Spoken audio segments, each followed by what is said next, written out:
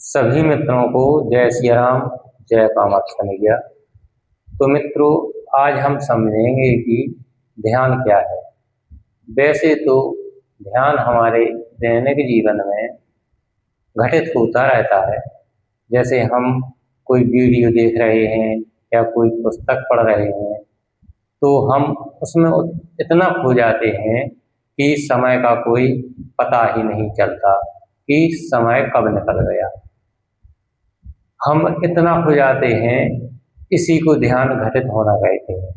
कहने का अर्थ है कि जब हमारा माइंड विचार शून्य हो जाता है, सिर्फ वही टॉपिक याद रहे जिस पर हम कार्य कर रहे हैं, इसी को ध्यान लगना कहते हैं।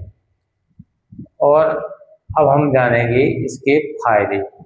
ध्यान हमारे जीवन में सबसे ज़्यादा महत्वपूर्ण है विद्यार्थियों के लिए। पढ़ाई करते समय विचार का शून्य होना जरूरी है।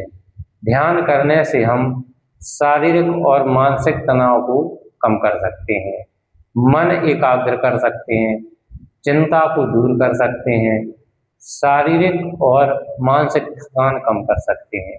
ध्यान करने से हमें हर समय एनर्जी की कमी नहीं महसूस होती। इसके अलावा हम आध्यात्मिक जीवन में भी सफलता प्राप्त कर सकते हैं।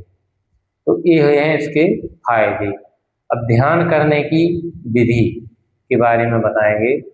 ध्यान करने के लिए ब्रह्म मुहूर्त का समय सुबह 4 से 6 बजे के बीच में सर्वश्रेष्ठ माना जाता है। तो सर्वप्रथम आसन बिछाकर सबसे पहले अपने गुरु को याद करें और आसन को प्रणाम करें और भगवान से प्रार्थना करें कि हे भगवान, मैं ध्यान करने जा रहा हूँ, हमारी मदद करें।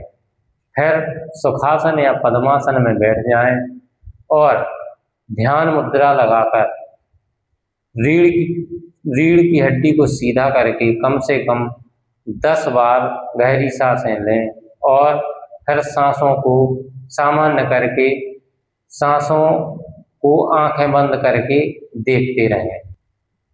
जितनी देर हो सके ध्यान करें। जब अभ्यास कम से कम 15 दिन हो जाए तो फिर ध्यान को हम हमारा जो आज्ञा चक्र होता है दोनों भुवों के बीच में, उस पर ध्यान लगा सकते हैं।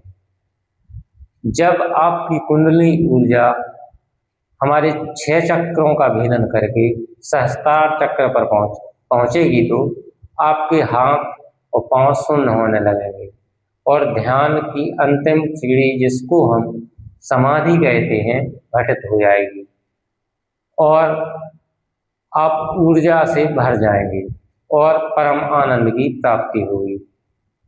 यह मेरा व्यक्तिगत अनुभव है। आपको जो भी अनुभव हो कमेंट में बताएं। आगे की वीडियो में हम कुंडलिनी पर चर्चा करेंगे, जो एक अलग विषय है। इस वीडियो में इतना ही। जय श्री राम, जय कामाख्या मैया।